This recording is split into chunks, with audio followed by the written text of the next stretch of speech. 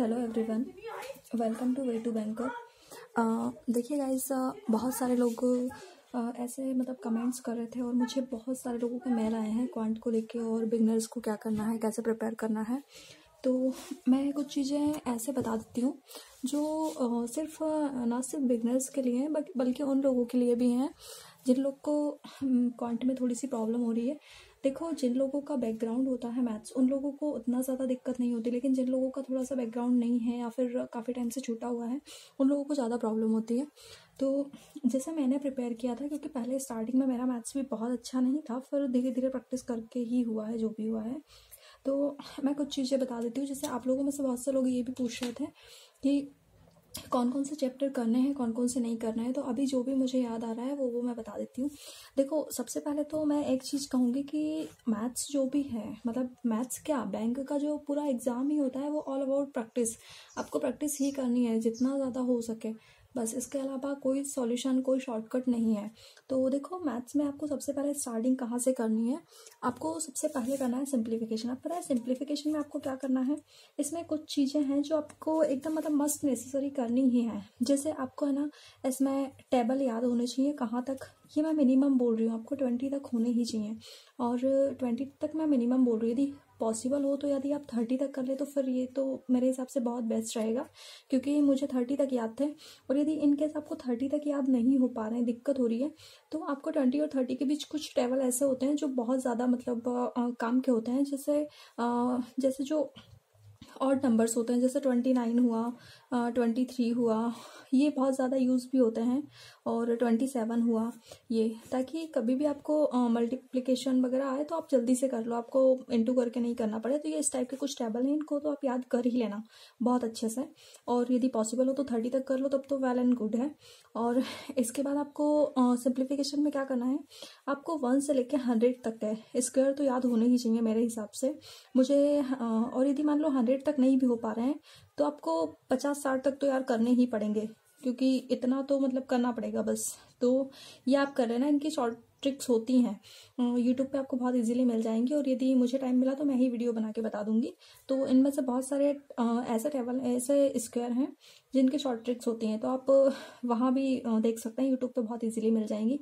इसके बाद इसमें भी अब मैं एक चीज़ ये कहूँगी कि जो 100 तक के स्क्वायर हैं, इसमें भी कुछ स्क्वायर ऐसे होते हैं जो आपको कर ही लेना है, जो मतलब वो थोड़ा सा निकालना भी थोड़ा टाइम टेकिंग होता है, और याद रखने में भी। जैसे मान लो 81 हुआ, 91 हुआ, 67 हुआ, 97 हुआ, इस टाइप के जो होते हैं थोड़े से ऑड नंबर, थोड़े ये जो कम यूज़ में आते हैं, इनको आप कर लेना अच्छे से याद।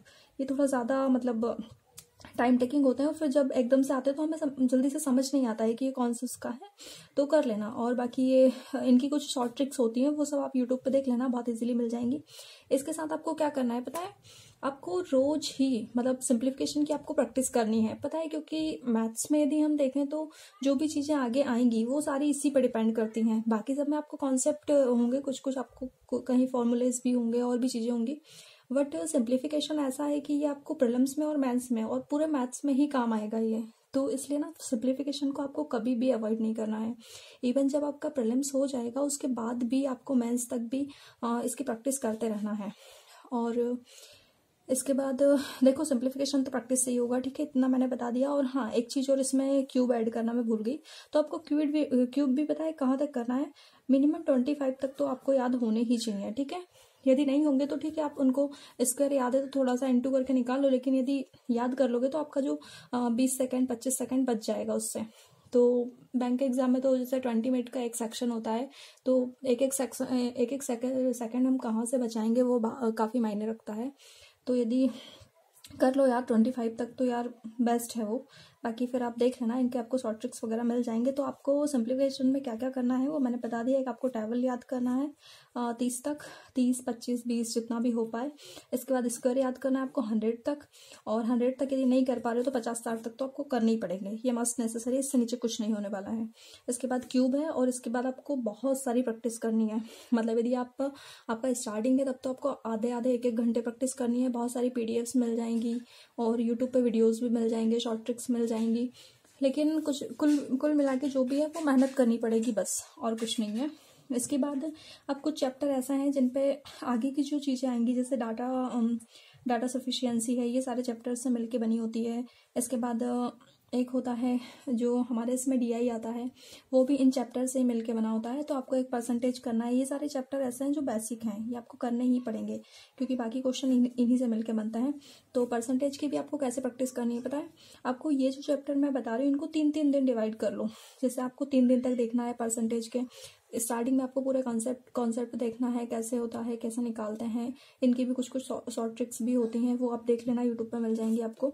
और अगले दिन फिर आपको 1-2 दिन तक, पहले दिन में आपको 2-3 घंटे एक वीडियो लेक्चर वगैरह या फिर कैसे भी करके इसको सीखना है। और आगे वाले जो 2 दिन है उसमें आपको 2-2, 3-3 घंटे मल्टीपल टाइप्स के क्वेश्चंस की प्रैक्टिस करना है। पीडीएफ से कर सकते हो, यूट्यूब से कर सकते हो, जहाँ से भी आपको सही लग रहा है वहाँ से कर सकते हो। तो ऐसे करके आपको 3 दिन इसको देना है परसेंटेज को। फिर इसके बाद वही अगले 3 दिन आपको रेशो को देना है। इसमें भी आपको वही करना है, पहले आपको इसका बेसिक सीखना है, उसके बाद आपको इसके मल्टीपल टाइप के क्वेश्चंस रिवीजन करना है। और ऐसे ही करके प्रॉफिट एंड लॉस, इसको भी 3 दिन देना है। ये वाले को, इस सब्जेक्ट को भी, मिक्सचर एंड एलिगेशन। और ये वाले जो चैप्टर मैंने इसमें लिखे हैं ये मस्ट नेसेसरी हैं, ये आपको करने ही हैं, इनको मतलब करना ही पड़ेगा बस। ये मतलब देखो, बैंक का सिलेबस जो है वो फिक्स होता है, तो आपको इसमें कुछ अलग से ऐसा नहीं है कि जैसे बहुत ज़्यादा है या कम है। मतलब 15-16 चैप्टर में आपका काम हो जाएगा, पूरा मैथ्स कंप्लीट है। तो आपको इतने चैप्टर्स को बहुत अच्छे से कर लेना है। इसके बाद टाइम एंड वर्क हो गया। इनसे क्या होता है, इनसे जो मेंस लेवल के डीआई होते हैं वो भी इन्हीं चैप्टरों से बने होते हैं। और मेंस के प्री में भी जो आते हैं वो, उसमें देखो परसेंटेज बेस्ड क्वेश्चन आना ही है, उसमें रेशो भी आएगा ही, प्रॉफिट एंड लॉस आएगा, मिक्सचर एलिगेशन। मिक्सचर मतलब एक चैप्टर है, लेकिन ये इससे बहुत सारे क्वेश्चन दूसरे सॉल्व हो जाते हैं। तो इसलिए आपको इसको भी बहुत अच्छे से करना है। मतलब ये जो चैप्टर है ये आपको बहुत ही अच्छे से करना है। तो ये 5 चैप्टर 6 टाइम एंड वर्क। इसके बाद एवरेज भी बहुत इंपॉर्टेंट है। इसके बाद SICI तो आप थोड़ा सा बाद में भी करेंगे तो चल जाएगा, लेकिन करना तो इसको भी है, छोड़ना इसको भी नहीं है। फिर इसके बाद आता है टाइम, डिस्टेंस और स्पीड, डिस्टेंस और टाइम और ट्रेंड। ये लगभग सेम होते हैं, तीनों चैप्टर लगभग एक जैसे ही होते हैं। तो थोड़े थोड़े कुछ इसमें डिफरेंस है, आप एक बार इसको भी यूट्यूब वगैरह से देख लेना तो हो जाएगा। बहुत सारे टीचर हैं, जैसे मतलब मैंने कोई पर्टिकुलर टीचर, किसी एक टीचर का फॉलो नहीं किया।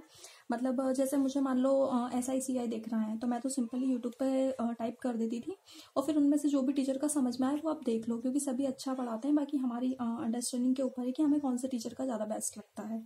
तो ऐसे करके आपको ये चैप्टर देख लेना है। बोट एंड स्ट्रीम, देखो बोट एंड स्ट्रीम में क्या होता है कि इससे भी बहुत सारे जो DI हैं वो इसी से बन जाते हैं, तो इसलिए आपको ये भी करना है। इसके बाद ये प्रोबेबिलिटी वगैरह थोड़े से कम आते हैं, लेकिन फिर भी आते हैं ये भी, तो आप इनको भी अवॉइड नहीं कर सकते, आपको करना पड़ेगा। ये भी प्रॉब्लम ऑफ एज भी करना पड़ेगा, क्योंकि प्रीलिम्स में और मेंस में भी आ जाता है इसके भी क्वेश्चंस। इसके बाद पता है आपको, ये सारे चैप्टर आपने कर लिए तो आपके ये तीनों चैप्टर लगभग ऐसे ही हो जाएंगे, क्योंकि यदि आप सिंप्लीफिकेशन वगैरह की अच्छे से प्रैक्टिस कर रहे हो तो सीरीज का थोड़ा सा आपको 1-2 वीडियो देख लेना और थोड़ा सा प्रैक्टिस कर लोगे तो समझ आ जाएगी। डाटा सफिशिएंसी होती है वो इन्हीं चैप्टरों से मिलकर बनी होती है। तो यदि आपको ये चैप्टर सारे का एकदम अच्छे से आ रहे हैं तो आप डाटा सफिशिएंसी के क्वेश्चन ऐसे ही कर लोगे। और DI होता है, तो DI में जैसे 5 क्वेश्चन आते हैं, तो 5 क्वेश्चन में पता है क्या होता है, किसी एक क्वेश्चन में या तो एवरेज पूछ लेता है वो सभी का, एक क्वेश्चन में वो परसेंटेज पूछ लेगा कि ये इससे कितना मोर और लेस है, फिर किसी में वो रेशो पूछ लेगा कि आपको इसका और इसका रेशो बताना है। तो जो DI है वो पूरा इन्हीं चैप्टर्स से मिलके बना है, और आपकी एक सिंपली मतलब जो कैलकुलेशन स्पीड है उस पर, तो ऐसे करके होता है। तो यदि आपने ये चैप्टर्स कर लिए हैं तो आपका DI बहुत अच्छे से हो जाएगा। और देखो प्रीलिम्स में भी 2 DI आते हैं और मेंस में तो पूरा DI ही आता है, और तो इसलिए आपको ये सब अच्छे से कर लेना है। उसके बाद एक मेंसुरेशन का भी एक क्वेश्चन कभी कभी आ जाता है प्रीलिम्स में, एक आध क्वेश्चन तो आता ही है। वैसे ऑनेस्टली कहूँ तो मुझे अभी तक मेंसुरेशन मैंने कभी नहीं सीखा, क्योंकि पता नहीं, मैंने नहीं सीखा, बस मेरा थोड़ा सा, मैंने 1-2 बार ट्राई किया बट मैं नहीं सीख पाई, तो मैंने फिर उसको छोड़ दिया था। लेकिन यदि हो पाए तो आप लोग यार कर लेना, क्योंकि ठीक है। और इसके बाद तो ये सब मतलब मैंने भी ऐसे ही किया है। मतलब आप इन सभी को यदि 3-3 दिन देते हैं, इसमें से शायद एक आध तो कोई से चैप्टर छूट गए हैं, मुझे ध्यान नहीं आ रहा है, ये मैंने अभी लेकिन मोटे मोटे ये चैप्टर सबसे इंपॉर्टेंट है। बाकी कुछ छूट गया होगा तो वो मैं बता दूंगी नेक्स्ट वीडियो में। बाकी ये सबसे ज़्यादा इंपॉर्टेंट है, ये तो करना ही है आपको, इनका कोई शॉर्टकट नहीं है, करना पड़ेगा। आप हर एक चैप्टर को 3-3 दिन देना, तो इसमें लगभग आपको 1.5-2 महीने लगेंगे, 2 महीने भी, हाँ 2 महीने मान लो, तो 3-3 दिन आप दे रहे हो तो मतलब 3-3 दिन में बहुत अच्छा हो जाएगा। बाकी आप 2-2 दिन में भी कर सकते हो, यदि पहले से आपने 1-2 बार पढ़ रखा है तो फिर 1-1 दिन भी करोगे तो हो जाएगा। मतलब मल्टीपल टाइम्स आपको बहुत सारे क्वेश्चंस करना है, और एक बार यदि आपने इतने सारी चीज़ों को कंप्लीट कर लिया तो फिर उसके बाद पता है आपको क्या करना है, सिर्फ आपको मॉक देना है, क्योंकि वहाँ से आपका रिविज़न होता रहेगा और आपको अलग से कुछ नहीं करना है। ऐसे ही मैंने भी प्रिपेयर किया था। और पता है एक चीज़ और मैं बता दूँ कि मैं ये अपने एक्सपीरियंस से बता रही हूँ कि जैसे मैं क्वेश्चन सॉल्व करती थी, मान लो कोई भी चैप्टर हुआ टाइम एंड वर्क, तो कोई क्वेश्चन आया, अब मुझे उसका बेसिक तो पता है लेकिन मुझसे वो बन नहीं रहा है, तो पता है आपको सॉल्यूशन नहीं देखना है, आप परेशान होते रहो उसमें, बस करते रहो करते रहो। ये वाली मेथड से किया, इससे किया, उससे किया, ऐसा करके बस करते रहो। पता है एक टाइम ऐसा आएगा कि आपको इंटरेस्ट आने लगेगा मैथ्स में, मतलब बहुत मज़ा आने लगेगा, आपको परेशान होते रहो। कई बार पता है क्या होता है मेरे साथ कि मैं जैसे कोई डीआई वगैरह सॉल्व कर रही हूँ या फिर कोई क्वेश्चन कर रही हूँ, मुझसे नहीं बन रहा है, मुझे 1-1 घंटा भी लग जाता है, लेकिन जब मतलब हम उसको जब फाइनली कर लेते हैं ना तो एक अलग ही सेटिस्फेक्शन आता है और उसके पूरे कॉन्सेप्ट क्लियर हो जाते हैं। मतलब यदि आपने 5 मैथ्स किए मान लो 1 घंटे में, आपसे नहीं बन रहा है, दिक्कत हो रही है और आपने सिर्फ 5 ही कर पाए, लेकिन पता है यदि उन 5 को आपने सही से कर लिया तो आपका वो पूरा एक चैप्टर है ना पूरा क्लियर हो जाएगा। फिर आपको मतलब जैसे आप थोड़ा हाई लेवल के क्वेश्चन कर रहे हो तो आपको प्रीलिम्स वगैरह में कोई प्रॉब्लम ही नहीं होगी। जैसे तो ऐसे ही मैंने भी प्रिपेयर किया है यार। तो बाकी आप देख लो, यदि और कोई सजेशन लगेगा तो आप मुझे मतलब कमेंट करके बता देना, कोई दिक्कत लगेगी तो मैं उसका भी फिर बताऊंगी जो भी मुझे लगेगा सही। बाकी आपको बस ऐसे ही करना है प्रिपेयर, तो ये बिगनर्स भी ऐसे ही कर सकते हैं और बाकी जिन लोगों का थोड़ा सा मैथ्स वीक है वो भी ऐसे ही कर सकते हैं। और बाकी ठीक है यार, और अभी तो मेंस है तो उसके लिए ऑल द बेस्ट। और बहुत सारे लोग क्लैरिकल के रिज़ल्ट को लेके बहुत ज़्यादा मतलब डिमोरलाइज हो रहे थे। तो देखो एक चीज़ मैं बता दूं कि हमारे हाथ में क्या है, हमारे हाथ में सिर्फ ये है कि हम पढ़ें, अच्छे से प्रिपेयर करें और आगे की तैयारी करें। अब देखो यदि हम एक रिजल्ट को लेकर बैठ जाएं और रो लें, धो लें, कुछ कर लें, टाइम वेस्ट कर लें, 8 दिन 10 दिन पढ़ लें, में मन नहीं लग रहा है, कुछ भी हो रहा है, तो उसका क्या फ़ायदा है बताओ। जितना दिन हम वेस्ट कर रहे हैं हम उतना बाकी लोगों से पीछे होते जा रहे हैं। अब एक बार यदि आपका रिजल्ट आ गया है, थैंक यू लिखा हुआ, तो वो आप रो लो या कुछ भी कर लो, वो नहीं बदलने वाला है, रिजल्ट तो वही रहना है। तो इसलिए ना आपको बिल्कुल भी अपना ऐसा टाइम वेस्ट नहीं करना है।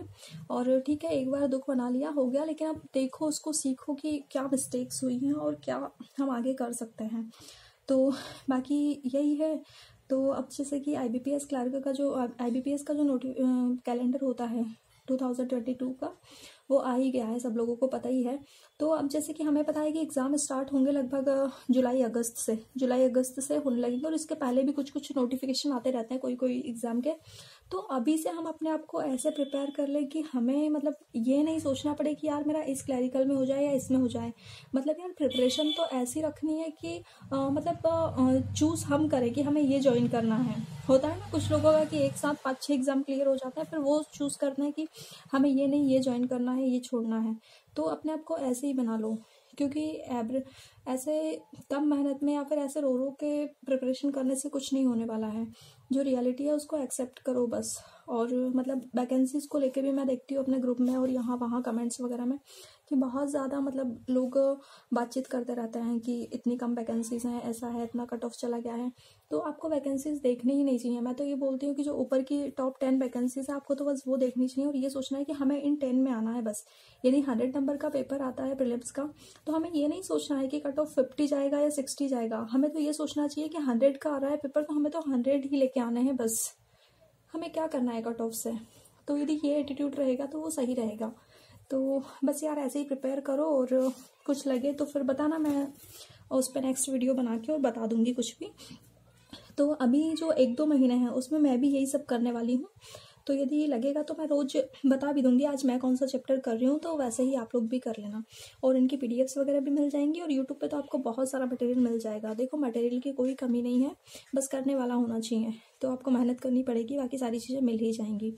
तो ठीक है ना, ऑल द बेस्ट और आगे के एग्ज़ाम्स के लिए। और बिल्कुल भी आपको ऐसे नर्वस नहीं होना है और डिमोरलाइज तो बिल्कुल होना ही नहीं है। तो ठीक है, और करते हैं अच्छे से, है ना। All the best and bye bye.